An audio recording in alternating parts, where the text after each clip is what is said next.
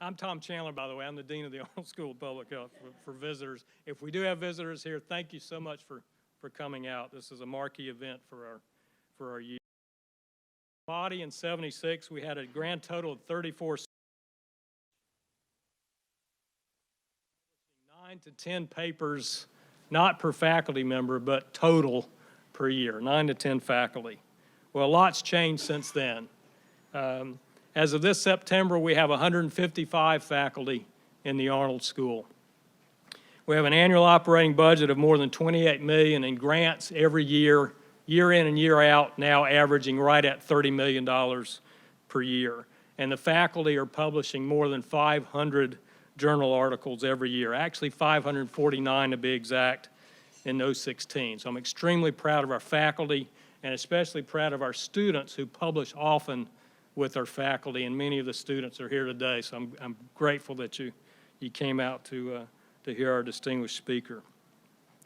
Winona was also the kind of dean that could recognize opportunity, and she recognized early on the very important linkages between environment, social systems, lifestyle choices, and the high incidence of particularly chronic diseases that are prevalent in the South, things like cancer, diabetes, and heart disease. She invested heavily in these areas over her 20 years as dean, and she also invested in exercise science, recognized the importance of physical activity, and she brought in our very fine speech pathology program, communication sciences and disorders, into the Arnold School. So she was a visionary.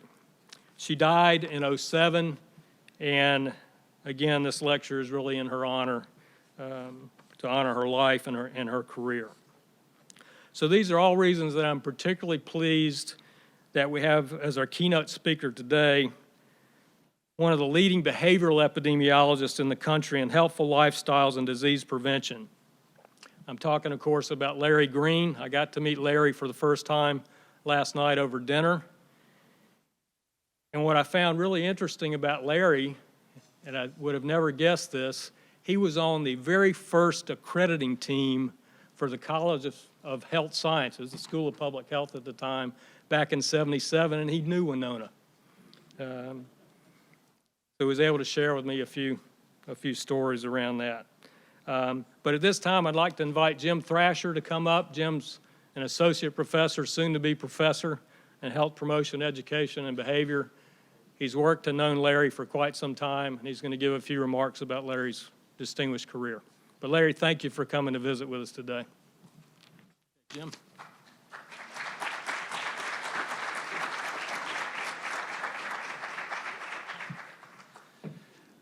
Well, thanks to you all for coming out today. I really appreciate it. I'm glad to see that we even have people standing in the back for this. I hope this sets a new precedent for how it is that we welcome distinguished speakers like Dr. Green.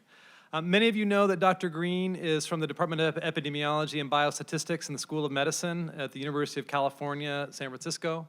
He's been there since 2005. Before that, he worked at CDC in the Office of Science and Extramural Research, as well as in the Office of Smoking and Health, where he helped to develop some of the policies and recommended programs that have been disseminated broadly around the world to combat tobacco-related disease. He's developed and directed a variety of health promotion programs at the University of British Columbia, the University of Texas Health Sciences Center, at Johns Hopkins University, the Henry J. Kaiser Family Foundation, and also served as the first director of the Office of Health Promotion in the U.S. Department of Health and Human Services in the Carter administration. Among his many honors and awards, and I won't go through the very long list of these, are the Sedgwick Memorial Medal for Distinguished Service from the American Public Health Association, and he's also a member of the National Academies of Medicine. He's the originator of key public health planning models that have been widely adopted around the world. Throughout his career, he has held an unwavering focus on the need to link research with policy and practice in ways that have meaningful public health impacts, providing much of the inspiration for the current emphasis on implementation science at the National Institutes of Health, as well as at other funding agencies around the world. I hope today's talk will stimulate your thinking in this area. And with no further ado, I would like to welcome Dr. Green up to the podium to provide the lecture. Thank you very much.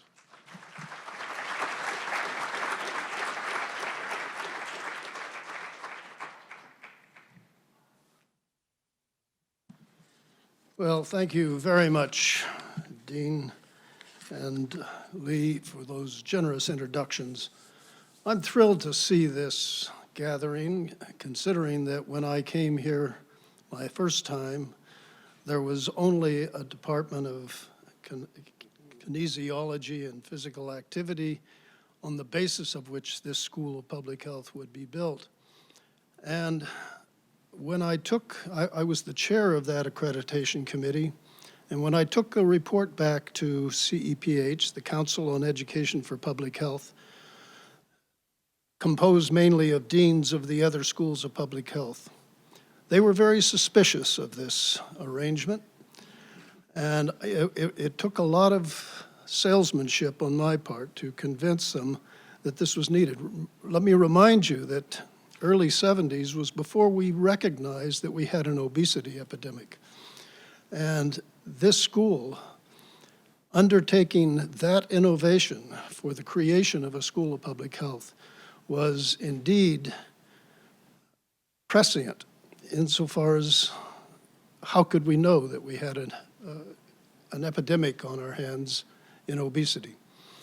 That department of your school has become #1 ranked in the country.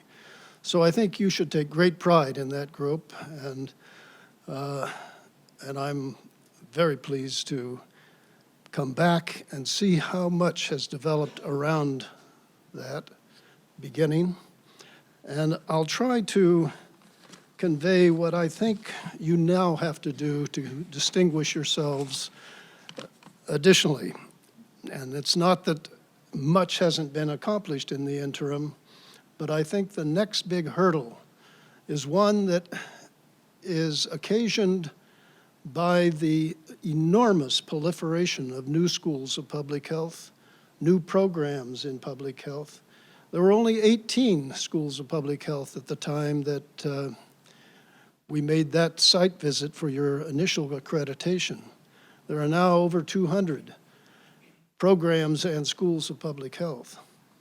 This is a multiplication of programs and production of new students being unleashed on communities, many of whom would like to go overseas for their initial experience, but that usually doesn't happen. Usually you need some experience before you go overseas.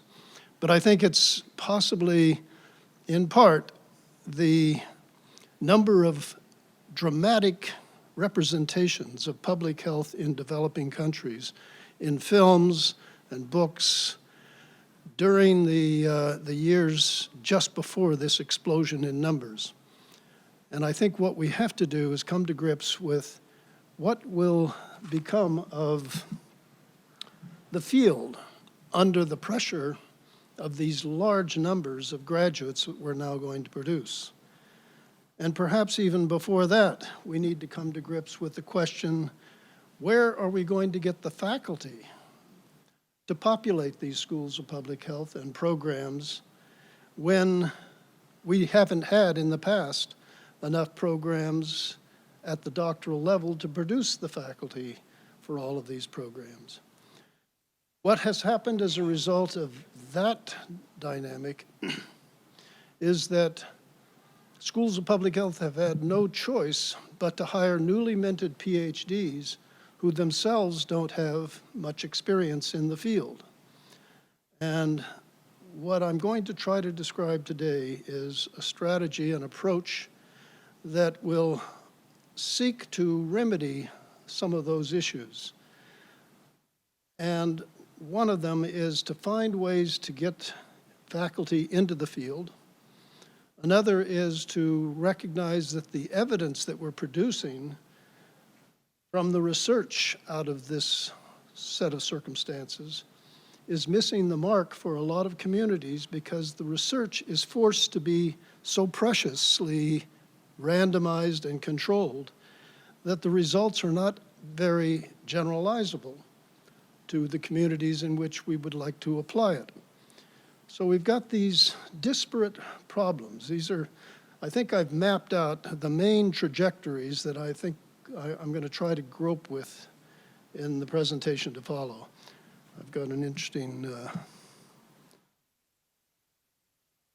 instruction on my screen here. It asks if I want to restart now. I think I should postpone. All right. Let me begin with the observations of a recently retired dean from the Johns Hopkins University School of Public Health. In a little booklet he calls 10 Lessons in Public Health, Inspiration for Tomorrow's Leaders. So this is directed particularly to you young people who are getting your degrees now and trying to find your way forward, especially if you want to go ultimately into global public health. Lesson 1, go where the problems are. Lesson 2, get into the field. Each of these is a chapter, mind you, it's not just a slogan.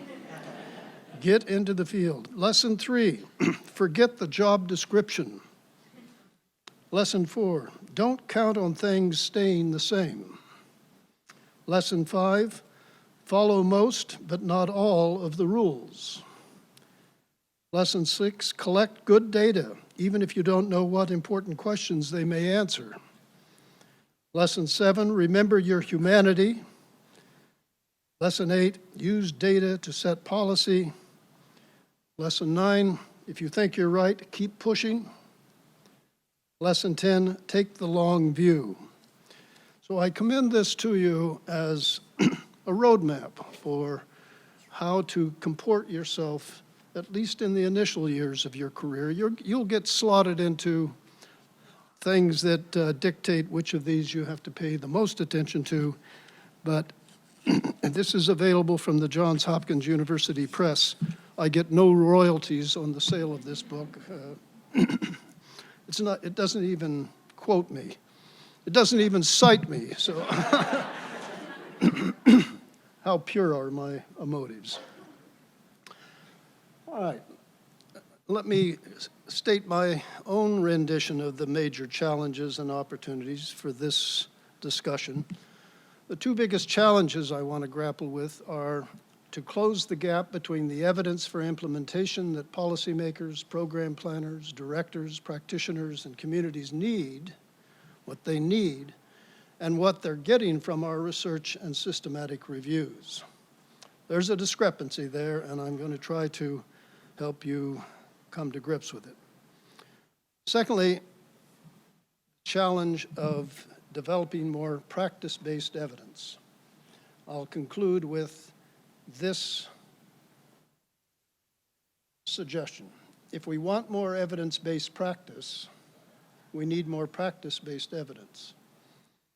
This is probably going to be on my tombstone because nothing I've ever said has been more frequently quoted, but it comes from my experience, particularly at CDC when I was heading the Office of Science and Extramural Research and asking the question, how can we complement at CDC what we're getting from NIH-sponsored research? And the conclusion is wrapped up in that statement. The two biggest opportunities that I think we have at hand to pursue these challenges are, first, applying participatory research principles for work with communities in applying diagnostic logic models to specify the cause-effect links that they're grappling with in their communities. And secondly, combine participatory research also with evaluation and continuous quality improvement methods to build practice-based evidence. Now, are you getting settled with this apposition of the terms evidence-based practice and practice-based evidence? They're not necessarily a contrast.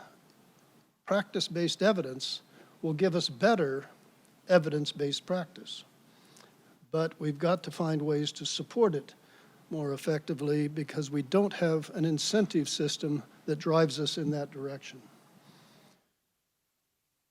All right, for participatory research, here are the standards, or definition at least, that we came to in Canada when I was there. Participatory research is systematic investigation, that's the research part, actively involving people in a co-learning process for the purpose of action conducive to health. Now, it's not just involving more people more intensively as subjects of our research or evaluation. That's not necessarily participatory research. It's not getting people simply to serve as subjects of our research or the ones who would get the answers for us. I had a cartoon here that got lost. Shows a guy sitting, a rather chubby fellow sitting on the examining table in the doctor's office, and the doctor is saying, I want you to lose 35 pounds and come back and tell me how the hell you did it. That's participatory research of a sort, but it's not what we're discussing here. This is the model that I've devoted a big part of my career to developing and trying to verify with studies. It is a model, a diagnostic planning model, in which the first phase is a social or quality of life assessment. When we go into a community, we shouldn't probably always ask as the first question, what's your health problem? Because what's on the top of the minds of most people who need our help the most are quality of life and social problems, income disparities, and all of the things that we are discussing a lot in schools of public health. But we need to have more systematic ways of addressing, diagnosing those problems of quality of life or social problems. Phase 2 is an epidemiological, behavioral, and environmental assessment. You can put all of those things together under epidemiology, but in fact, the behavioral and environmental assessments have things that usually reach beyond epidemiology as traditionally defined. And in particular, the behavioral, which has become such a heavy driver of the problems we're facing today. The third phase, working backward in this model, is the educational or ecological assessment. That has to do with the things that predispose and or reinforce and or enable the behavior. We do an awful lot of communication with the public in which we hope at least to predispose them to take action to protect their own health. But if we only predispose them and don't enable them, we're just producing frustration. We're heightening their need, their perceived need for action, but we're not helping them with the resources and skills they may need. So predisposing, enabling, and then if we get an action, we need to find ways to reward it, to reinforce it.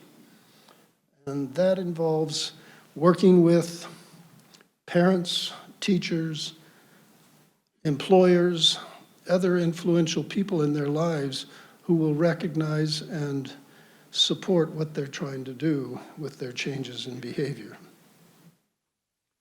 The enabling factors also have to do with the environment.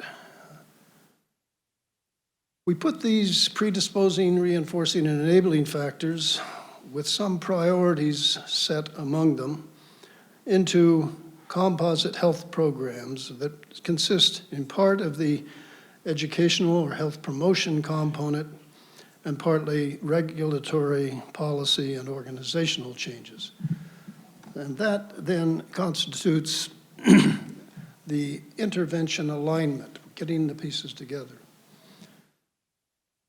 When we have a program and we implement it, we're faced with the realities that there are a lot of organizational limitations, policy limitations on what we can do in the field. And so we need to align the program with those important considerations. And then we implement the program, phase 5. We evaluate the process by which we're implementing it, phase 6. And then we look for impact and outcome, phases 7 and 8. So this is the so-called PRECEDE-PROCEED model that's been around now since the early 70s. And I commend it to you as a reality-tested model insofar as there have been over 1,000 published applications of this model. My next and probably last hurrah will be a book of case studies in which we try to capture the essence of those, among those 1,000 that were successful and applicable elsewhere.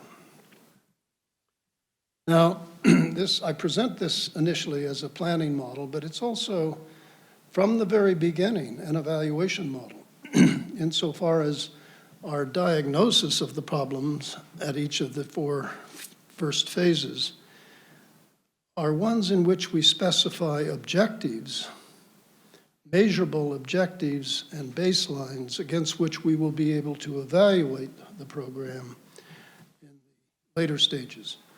And so the PRECEDE evaluation tasks are monitoring and surveillance of changes over time.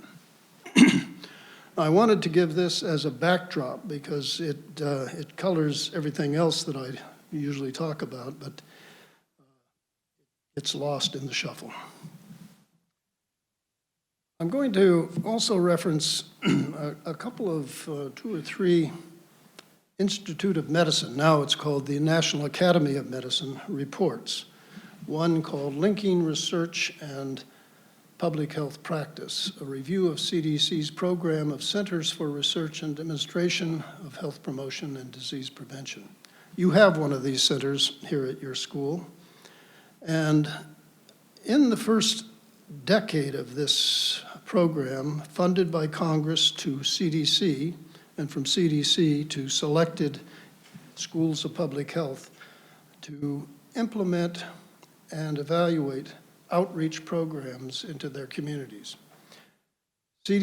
Congress asked, before they funded a second round of these after the first decade, in the mid-90s, Congress asked for an evaluation of how they're doing. And CDC funded the Institute of Medicine to conduct this study. And I happened to be living in Canada at the time, so I was the only one who didn't have a conflict of interest they could ask to chair this committee. What we found is that the schools of public health, with their Centers for Health Promotion Research, had missed the mark.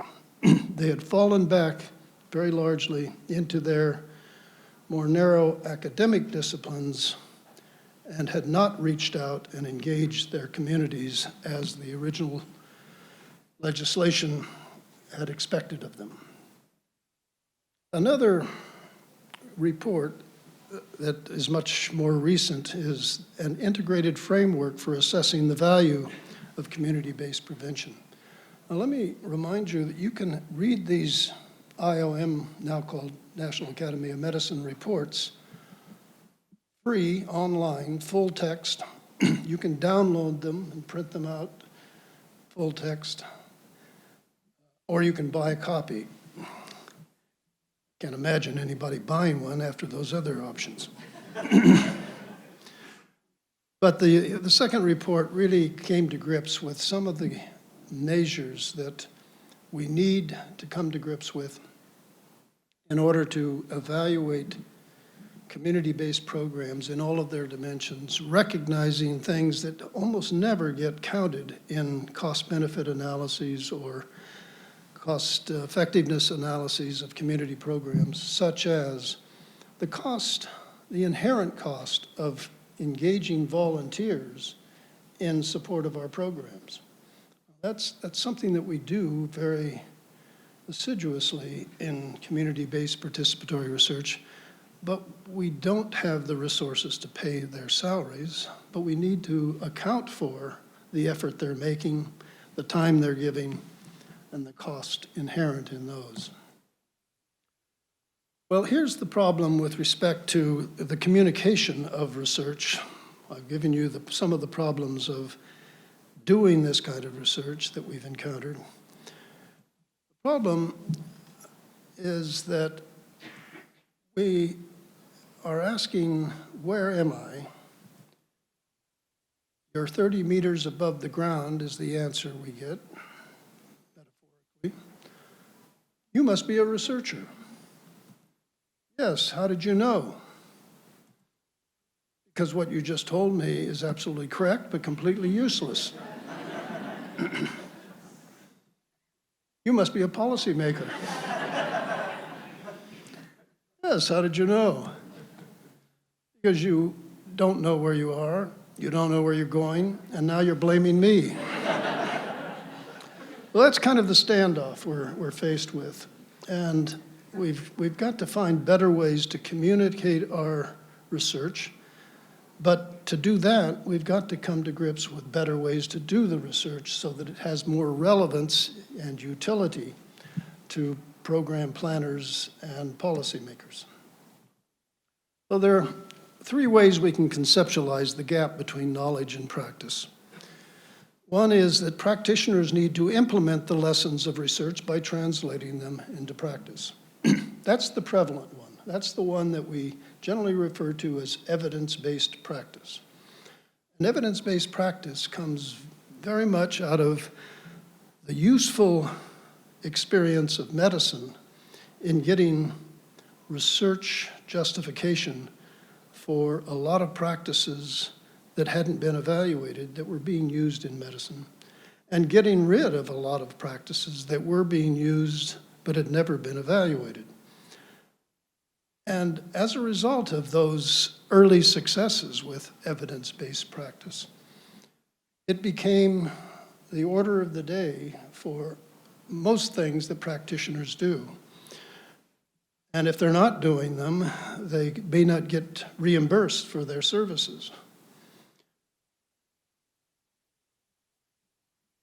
The second way of conceptualizing the gap is that research and practice are entirely separate disciplines that each of us must develop our own answers to their own problems. The third is research and practice have complementary perspectives and skills that need to be used together to address the real need, collaborative knowledge and production and use. Now, I think I've already tipped my hand that I'm in favor of number 3 here, but I will talk a little bit about the experience and the limitations we've discovered with the first 2. There are some of the gap problems, also referred to at times as a chasm between research and practice, that I've stumbled upon in various ways. One is misplaced precision. Misplaced precision in testing and deconstructing theoretical models. We get lost in some of the details if theory is our main source. Misplaced precision in generalizing to diverse settings and populations. And this is the one that I find most problematic, and I'll refer to it repeatedly as the external validity problem of most of the research. Because there has been so much pressure from NIH in particular to adhere to a single model of the randomized controlled trial and to implement that with fidelity, with all of its moral overtones, that we are getting homogenized, hothouse evidence that doesn't bear much resemblance to the situations in which it would be applied as evidence-based practice. And then the third is confusing statistical with practical significance, which is part of the other 2 problems. Another is misplaced faith in unnatural experiments, which is part of what I've just said. These experiments that the peer review process is demanding of us are often unnatural experiments insofar as they're not under the circumstances that you would actually conduct a program. Misplaced belief in generalizable fixed effects. You get these effects in a randomized controlled trial, and sometimes you get the same effects in multiple randomized controlled trial, which gives them all the more weight and influence and demand functions. But in fact, they're not so generalizable. They're generalizable to other situations like those in which you can conduct a randomized controlled trial, which is not the kinds of settings in which public health usually operates. Misplaced pursuit of singular, mostly downstream causes of interventions. The randomized controlled trial lends itself most readily to the causes, the proximal causes that are close to the behavior we're trying to observe, or the health outcome we're trying to observe. They don't lend themselves very well to the upstream causes that we are talking so much about with respect to ecological approaches or systems approaches. Misplaced dichotomies and categorical variables. I think we've chopped things up for measurement purposes in such ways that they don't necessarily bear a lot of pertinence to the realities that people are working with. There are problems these are problems, and there are others identified in another IOM report. You can get at these on the website for the National Academy's Press. I think it's nap.edu, nap.edu. All of these reports I'm presenting to you have been placed online and accessed in that way. In this report, now we know we've got an obesity epidemic, but we're coming to grips with why aren't we making more headway in resolving it or reducing it. Narrow focus, lack of attention to larger systems context. You've heard that over and over. Much of the research is lacking details of your implementation process. Now, this is a problem really that is brought about by the publishing process, where editors are under pressure from the publishing companies to limit how much space the author can have to describe the intervention they're about to test.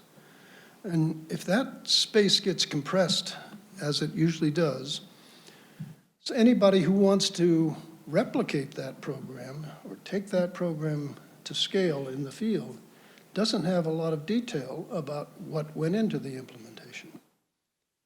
Now, since this one has been called out, we have seen journals saying, okay, we'll devote space online. We'll set up our website to have more detail about implementations online. So this one is solving itself in that way. Lack of relevance to the real world, I think I've belabored that enough. Many studies focus on one intervention, but obesity may require a combination of interventions. In fact, some things appear not to work when tested alone, but are essential ingredients in a more comprehensive program. Well, much of what the D&I, Dissemination and Implementation Initiatives at NIH and now and always at CDC have tried to do is define the problem, collect data, and use our surveillance systems, identify the causes or the risk factors, and then develop and test the interventions. So that's a top-down process to a large extent. And what we are seeing increasingly, especially with participatory research, is a bottom-up process of questioning adoption and widespread utility of the interventions that are being tested. Community demonstration and dissemination programs give us more practice-based evidence for that purpose. Now we have these types of community engaged and outreach evidence for health research. Participatory research, I've discussed that a bit. Surveillance evidence, we make probably too little of the surveillance systems we have. But that, for the reason for that, I think, is that most of them don't reach much below the state level. Most of the health interview survey, behavioral risk factor survey, and so forth are aggregated at the state level, and what we'd like to have is more of that kind of data at the local level. And I think that could very well be one of the things that prevention research centers, yours included, will be asked to give more attention to in the future. How can you work with your state health department to get some of the state level data aggregated down to the local level, and that may mean you need to supplement the state level surveys with local level data. Population diagnostic evidence, that is, using the PRECEDE-PROCEED type of model, understanding what are the causes that are affecting the problems we're looking at. Program evaluation evidence, and this has been a mainstay of schools of public health in many places, but I think we need to give it more attention as to different methods we need to bring to bear in accomplishing it. Multi-component continuous quality improvement approaches, and understanding how the context of the interventions may be affecting the outcomes, because that's what's missing in most of the randomized controlled trial, most of the published evidence-based practices.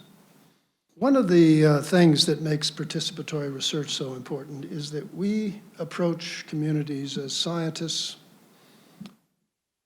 academics with theories, with very objective lenses. The professional and scientific lens tends to look with great visual acuity at the objective indicators of health, whereas the community may apply a more diffuse lens, very sensitive to other things, such as the subjective indicators of health. Now, our immediate reaction, very often I find as scientists and professionals, is to say, well, the objective indicators are obviously the important ones. But if you think about what is driving the behavior of the community, it's their subjective perception of the problems. So we need to get better at tapping that in concert with our objective indicators and using it strategically to help address the problems as they see them. Another way of looking at these different perspectives is that there's a public sphere, a research sphere, and a policy and practice sphere. And the research sphere measures what we call, and I have quotation marks around it, actual needs. The actual needs are what we call the things we're measuring. The public sphere is people's perceived needs and priorities. And the policy and practice sphere are concerns about resources, feasibilities, and possibilities, and policy. Now, it is where these three perspectives overlap that we have the greatest potential for action. And so the task is to enlarge the areas of overlap. We can have more action. We can move the people's perceived needs and priorities in our direction of understanding through public education, health education, communications, visibility of the issues. We can move our perspective on the problems in the direction of the public's perceptions through participatory research, and we can move the policymaker's perspective through advocacy, regulation, organizational development, all of the tools used in community organization. And with those three, we do get a larger area for potential action. And there are some variations on this, such as surveillance and evaluation, that serve two or more of these ends or methods. So there are a variety of neglected evidence forms. Participatory research, I've already belabored. Practice-based or action research is a variation on that. Surveillance evidence, for example, the county rankings that are done through the University of Minnesota. Population diagnostic evidence, surveys we can conduct in communities. Program evaluation, evaluation evidence from multi-component evaluations, continuous quality improvement, understanding how the context affects or moderates the outcomes at multiple centers. There are uses of evidence and theory in population-based planning and evaluation models that we need to blend more effectively with each other.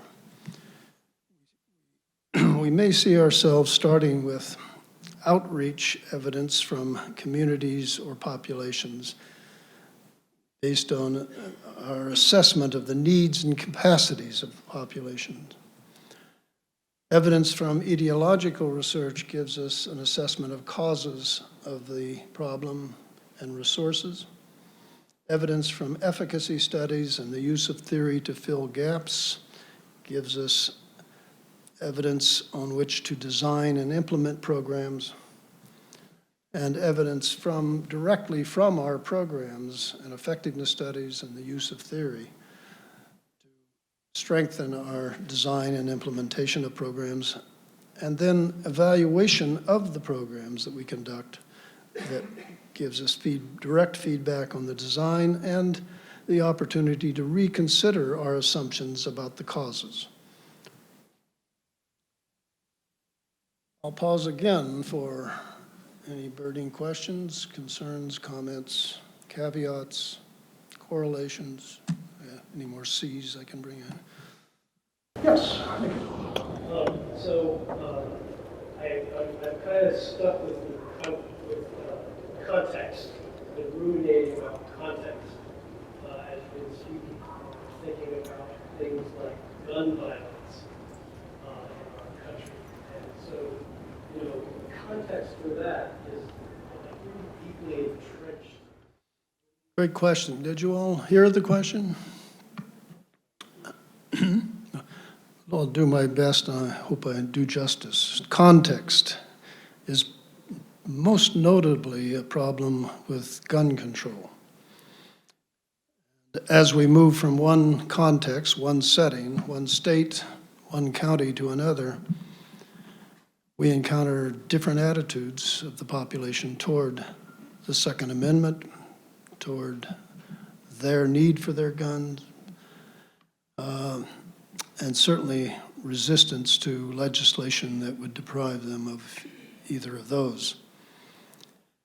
And I think it beautifully illustrates the very points that I'm making here. If we'd had one grand study, tightly controlled, randomized, and analyzed in a community, and we tried to generalize from that to other communities, we would be probably unsuccessful in getting the same effect in the second community than we got in the first.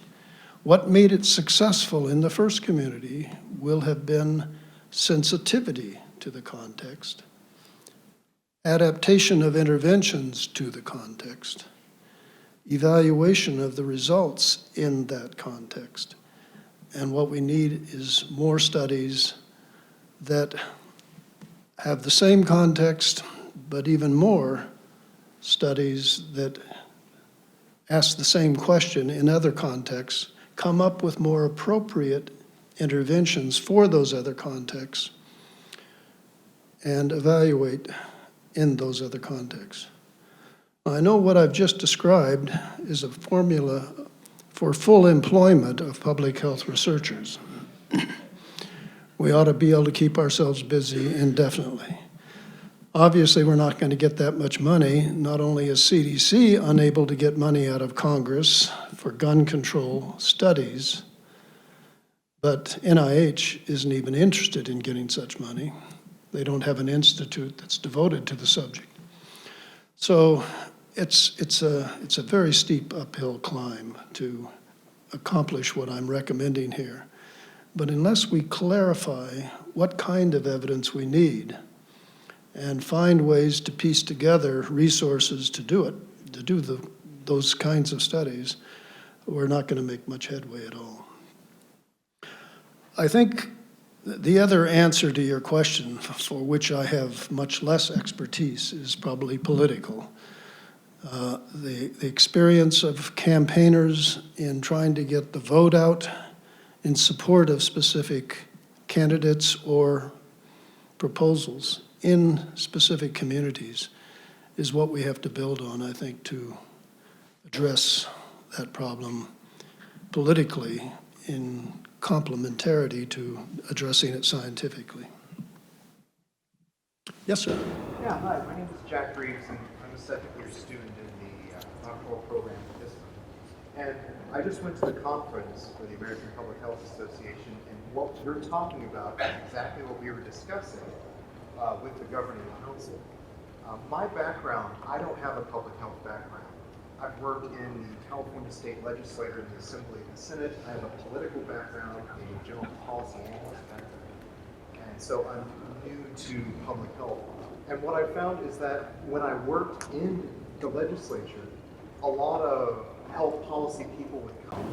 They would have their information, their facts, their studies to try to speak to the legislator, but it's like they didn't have the ability to frame the issue so that it would fit their political lens. It was a skill that was absent that I think might help. Yeah, and I think that's exactly what I'm grappling with here, is that we don't have those skills because that's not part of our training to a large extent. I think we need more training in what in other contexts might be called grassroots organizing, but we may want to call it something else so that we're not tainted with whatever political images that brings up. But I think it is just that will be needed.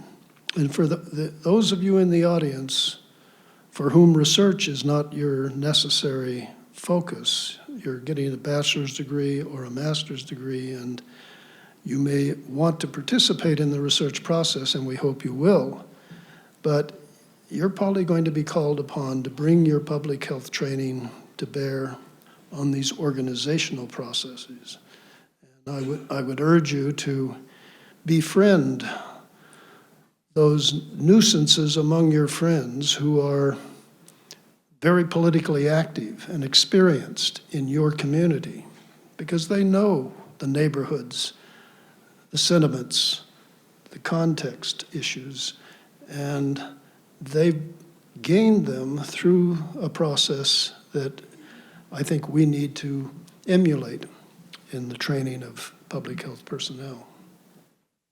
So thank you for those two questions. Let me press on and store up more questions, if you will. Here's one of my favorite examples of why evidence-based practice is not as powerful as practice-based evidence. The change in per capita cigarette consumption didn't budge much for many years. It was going down by about 0.5% per year across the states in the US. So over 5-year periods, we saw change like this in 48 states, same for California, it's about the same for Massachusetts. Then California passed a bill, proposition, referendum, that provided for a raise in the cigarette taxes and a dedication of a fair percentage of those taxes to a comprehensive tobacco control program statewide. They didn't have much effect initially. The other 48 states didn't see any movement initially. California saw a doubling of its rate of decline in smoking behavior. Massachusetts hadn't yet done anything, and they're running, as were the other 48 states. Then, in the subsequent period, California tripled the rate of its decline, while the other 48 states were still standing pretty still. Massachusetts passed an even more aggressive proposition with a higher tax on the cigarettes and a more comprehensive, well-funded program, and they quadrupled the rate of the other 48 states. Now, one of the arguments about randomized controlled trials is the degree to which it controls for unknown variables or confounding variables. California and Massachusetts were not randomized, but it was after California and Massachusetts achieved these results that the other states said, what the hell did they do to get those effects? And CDC then set about to examine very closely what each of California and Massachusetts' experiences were with respect to allocation of their comprehensive tobacco control funds. And they found ways of generalizing those allocations on a per capita basis to other states and suggesting a formula for each of the other states on what they should be spending of their master settlement funds that had been won against the tobacco industry, what they should be spending on each component of their programs that would achieve similar results. So this is my favorite exemplar of practice-based evidence making not only a big difference where it was developed in these two states, but making a big difference in how the other states responded to adopting the approaches and the allocations that those two states had.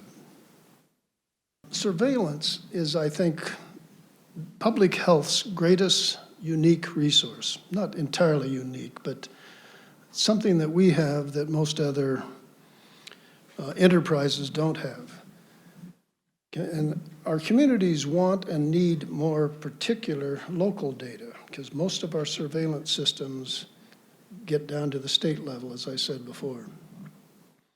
Community-based participatory research projects can't usually afford to do population surveys, much less time series surveys. Surveillance provides the most powerful alternative to RCTs for population-level change and community interventions. And it provides the most credible source of evidence for external validity and dissemination of practice-based evidence.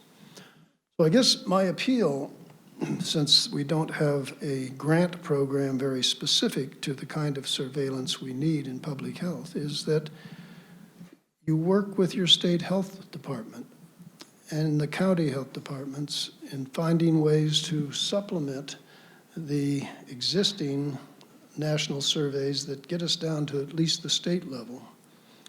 And how can we replicate their interview schedules, their questionnaires at the local level with sufficient numbers to give us estimates down to the local level. One of the things that makes this whole pitch that I'm making for practice-based evidence most viable or most important is that we usually work from theoretical models. This is one of my complaints about new public health assistant professors who we had to hire because we need the research skills, but we also needed practice skills, and here's why. We usually find that they want to replicate a theoretical model based on their dissertation or their departmental studies. And their theoretical model would have an intervention directed at selected theoretical variables, we'll call them mediators, that will affect the outcome variables, behavior or health. What is missing in this model is moderator variables, things that will affect whether the arrow connecting intervention and change in mediators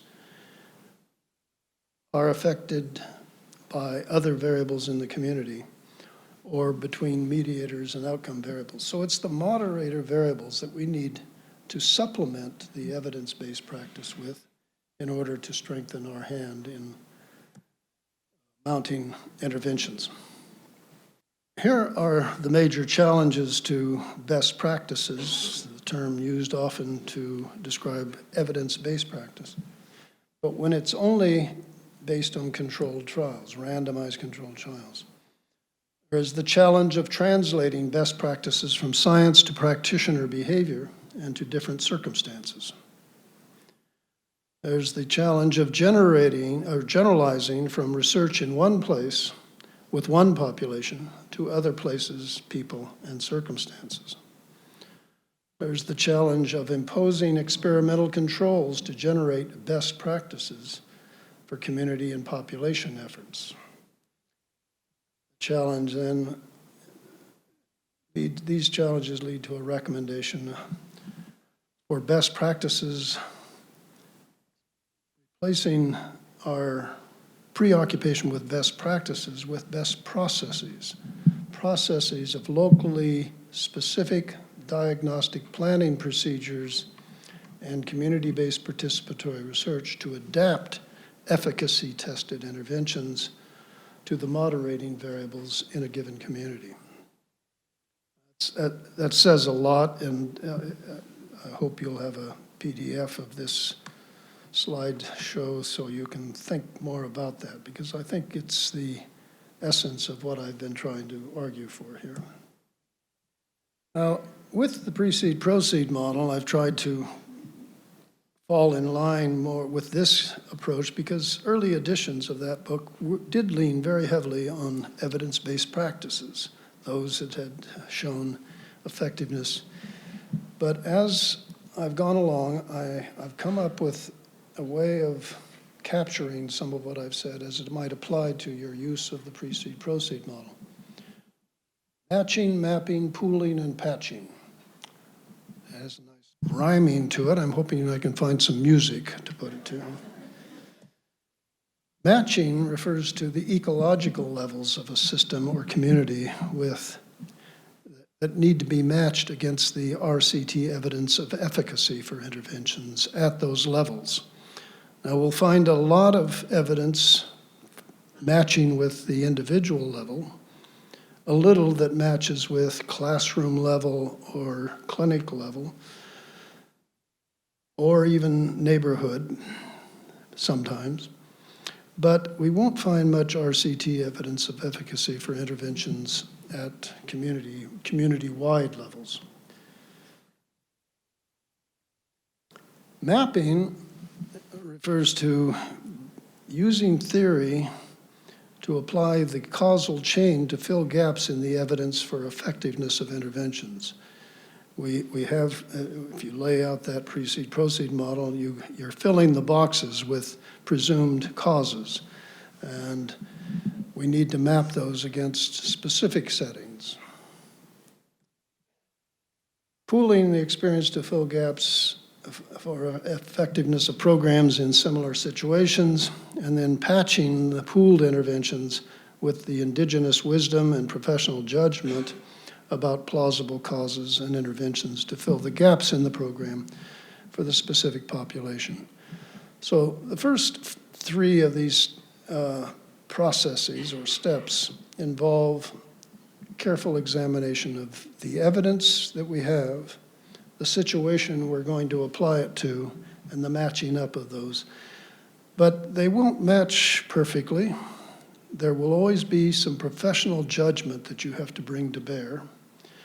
But you don't want to be alone in making professional judgment. So the patching idea is to draw on the perspective of the population and other professionals. You get on the phone or on email with your former classmates and say, have you ever encountered this problem? What was your approach to solving it? So you begin to patch together or pool professional judgment about the problem. Now that sounds a little airy-fairy, cuckoo cloud land to a hard-nosed trialist, but I dare say to you that in public health, we don't have the luxury of waiting for the clinical trials the randomized controlled trials that would answer all of our questions. So I think something like this is a process we can go through to fill in the gaps in our knowledge. And I think I'm coming to a summary that allows me to make the following statement. Participatory approach at the front end of the research pipeline is the best assurance of relevance and utilization of the research at the other end of the pipeline. Finally, if we want more evidence-based practice, we need more practice-based evidence. Thank you very much, ladies and gentlemen.